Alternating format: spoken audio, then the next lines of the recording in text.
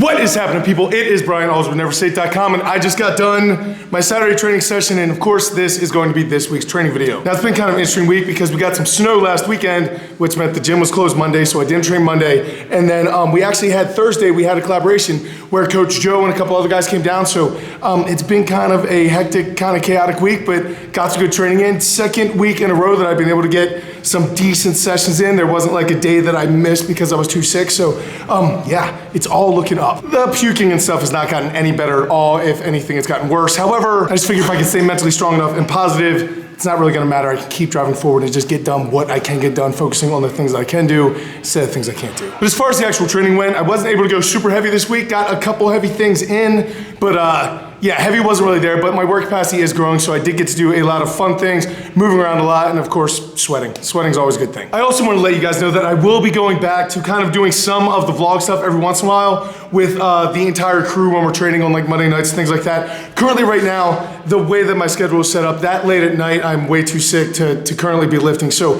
not able to do that, but once I get well enough to do that, I want to start doing more of the walk around, showing you guys all the people with the camera and all that. Currently right now, when I set up to work out, I literally don't say anything, I don't do anything, I literally just go inside my little pain cave and just go thing to thing to thing to thing to thing to thing to thing. I don't speak, I don't stop, I just move. And that seems going really, really well for me, but right now if I walked around with the camera and had to mess around with that other stuff, I'm not really sure how that would go in my stomach, and that also extends out my time. And as I've said to you guys in the past, right now I'm kind of on a clock where I have a certain amount of time where I can do physical activity before the puking starts taking over. So for right now, that is exactly where we're at. I have continued to do these commentaries, but I do want to get you guys more involved, show you guys around the gym as I used to, just get you seeing everyone else's lifting and stuff like that. But that is coming as soon as I'm healthy enough to do it. But for right now, I'm gonna kick to the commentary, talk to you guys about my week of lifting, and I'll meet you right back here for the video recap. What is happening, people, and welcome to the commentary. So, like I said, this whole week was kind of filled with things that are going to be fun and probably interesting to watch. However, nothing really got that heavy. I think my heaviest squats got up to like 500 by 4. My heaviest deadlifts, I think, was 670 for a double. So, nothing really too terribly heavy for me, but more about the motion and trying to build up the work capacity. Like I said, I actually got through this entire week without having to skip an entire day of workouts because of being sick. So that's actually the first time it's happened in a very long time. So a lot of people keep commenting that, oh, the sickness must be getting better. The sickness is not getting better whatsoever, people. It's just 2019 has me kind of with a different mindset. My mindset before was definitely that they were going to figure this out. Something was going to happen. They were going to name this disease or whatever the case was going to be, but it was going to be over by 2019. There was no doubt in my head. So here we are, 2019, and I am right in the thick of it. So my brain's kind of switched over from, look, man, kind of cruise this out to see what it is, and then you can kind of recover and come back from it. But at this point in my life and career, people, I don't know what the timeline on this sickness is going to be. So if it ends up being forever, well, then I can't wait forever, so I might as well get some work done. So that is what you're watching here, is me just saying, man, I'm going to do the workouts that I want to do, that mean something to me, that are fun for me to do, and I'm going to push as hard as I can while staying as healthy as I can. I can't push too hard. It's like a lot of people want to know when my next competition is going to be, and people, I have no idea whatsoever. Whenever I start pushing a little bit too hard, things tear. If you guys have been a fan for any amount of time, you'll know that I've had 5 surgeries this year, plus a torn hamstring, plus broken bones in my feet that I never got fixed. Like, there's a lot of things that have gone wrong because of the lack of nutrients and this disease that's going on. So when people are like, hey man, when are you going to compete again? I'm like, when I can train without ripping parts of my body in half when I try to go too intense. And that could be tomorrow, that could be literally never again. So I don't have an answer. I really hope that I get to compete again. There is some small part of me that would like to get back on a platform and just show what I'm capable of for the end of the whole comeback story.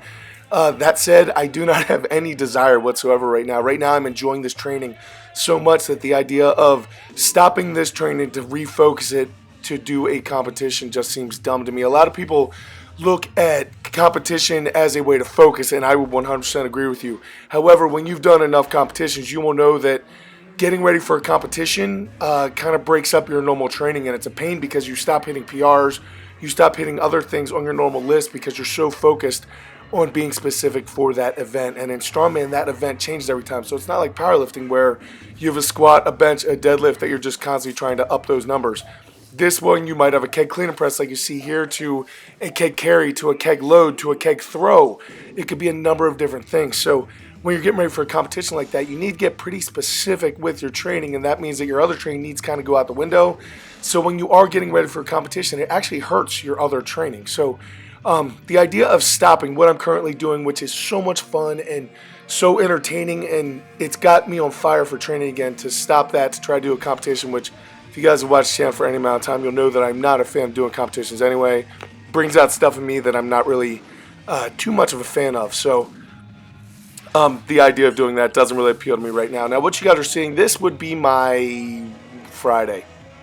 Yes, this was Friday. So my giant set was single arm T-bar row, which if you guys have never tried before, I had never tried before either. And I had to say, they are absolutely amazing for not only your rowing stuff, all your normal back stuff, come on phone, but also for your core. Your obliques get worked so hard on that. From there, I was going into the strict log press, because right now the log is still the weakest point for my shoulder from the rotator cuff surgery.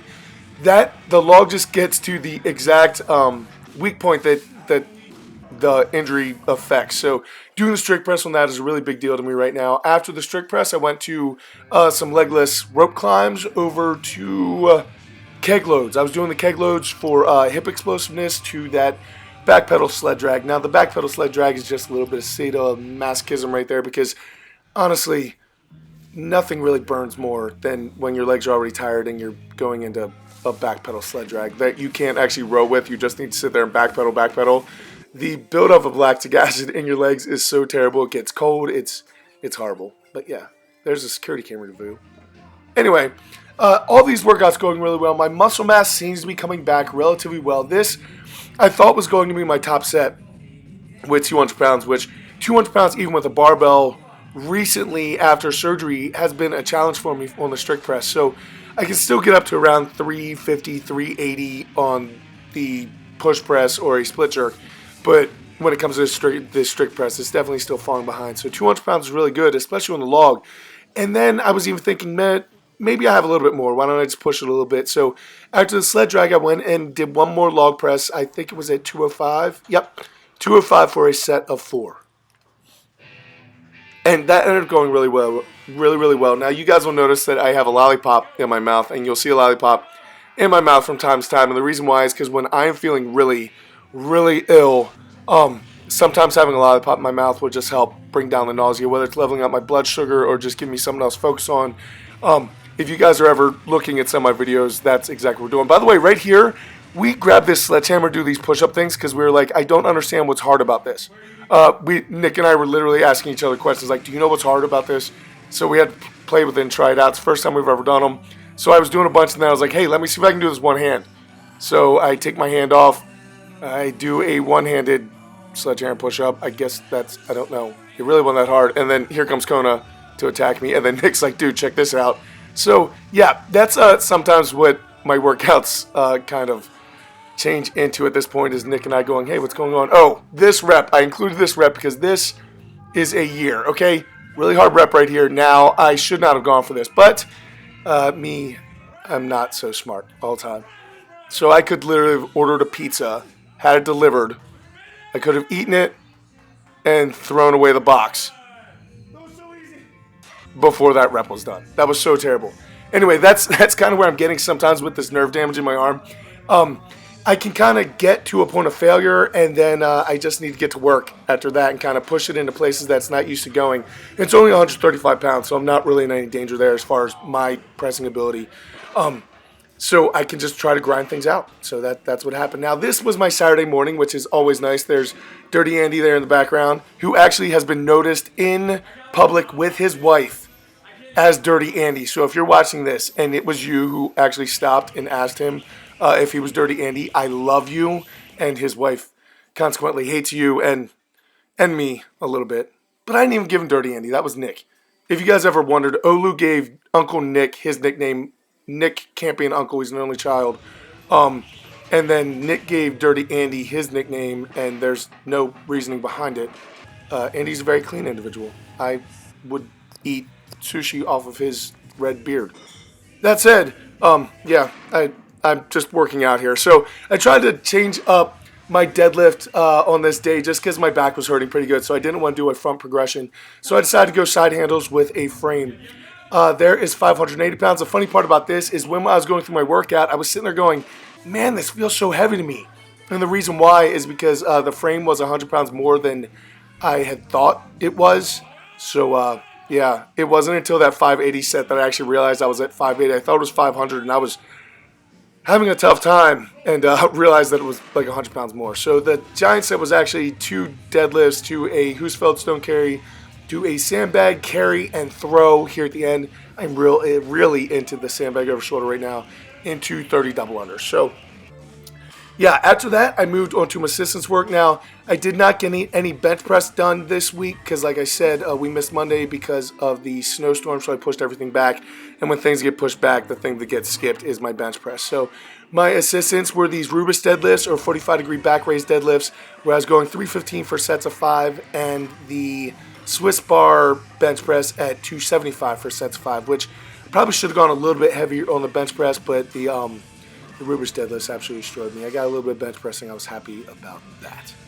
So yeah, there you guys go. That was 3 days of training. Right now, my main point is to just kind of get a big giant set where I hit the main things I want to hit that day. And then if I have anything left for assistance or conditioning, I take care of that. But really right now, that main strength giant set that I get to kind of bounce around to a bunch of different eclectic things. Some are heavy, some are light, some are moving, some are static. Those types of things going really, really well for me right now. And honestly, it's enjoyable to me. So every single day that I get there and I get to put another brick in that wall to build that castle I'm trying to do, it just goes towards good things. Even like today, I didn't knock the bar out of the park. I didn't do terrible, but it was a normal lifting day, and that's all that I need right now is a bunch of normal lifting days, which will hopefully lead up to something good later, but it's all about the patience, guys. For all you want the big muscles and the 500-pound bench yesterday, it just takes time, guys. It's about patience and consistency and doing the right thing over and over and over again, and then you look up 20 years down the line and you can't believe where you're at, but until then, it's a frustrating path. So just forget about where you're currently at. Stop comparing yourself to everybody else and just try to become the best person you can be every single day in the gym. Do the best technique you can do. Push as hard as you can. Work as hard as you can. Keep your mindset as positive as you can. And believe it or not, over a couple years, you'll be way past where you ever thought you could be. But the day-to-day game is definitely frustrating. This is something that I've had to pick up with trying to come back after being so sick. Yeah, everything's just way down below where it should be. It's just part of the game, guys. It's a long game. Gotta have that patience. Good things will come if you continue to do the right things. I will catch up with you guys later in the week. Until I do, guys, go out to something amazing in your lives. Keep working hard, people. Be nice to each other. I'll see you then.